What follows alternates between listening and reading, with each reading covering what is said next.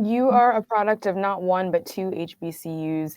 Can you talk about what kind of pride that gives you and what it means to you to get to continue that legacy of success?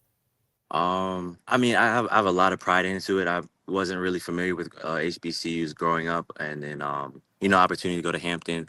I knew it was a HBCU, but didn't know much about the culture. And then, my experience and the community I saw at Hampton University was like so powerful, and I wanted to be surrounded by that. People who look like myself all over the place. Every waking moment, unless you leave campus or something. But it's just like it was like just something you really wouldn't experience in everyday life. And I really enjoyed it. I loved it so much. I chose to go to another HBCU. Didn't even really question the idea of like me wanting to go to HBCU. And then, Howard and Hampton are, HBCUs, but still two totally different communities in my eyes. And it was just, I guess, seeing, how two things that are, under the same umbrella are different in a way. So I mean, I have a lot of pride. I'm glad I have this, HBCU pride.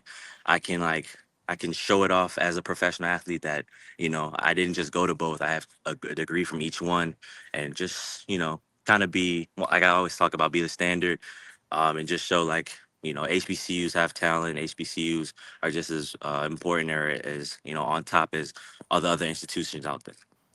I love that. What advice would you give to current HBCU students with big track and field dreams? Track and field is one of those sports, like it, in my opinion, I think a lot of people would agree. It does not actually matter.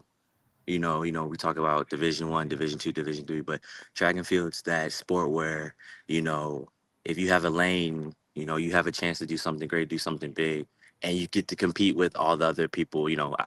At like a finite amount, but you get to compete with all those other schools, no matter what division. So HBCU, I would say HBCU track and field athletes, stick with the program. You know, uh, don't be eager to leave and go to something better. I feel like the other schools may have the quote unquote facilities, more things to engage you and draw you in, but HBCUs is just kind of like, this is what it is, this is what we have, and we can get you there if you stick and go to the program. So I would just say enjoy your HBCU, because once again, it's a once in a lifetime experience. You don't get to be surrounded by such black joy and black beauty all the time in this life. And I would just say, enjoy those moments.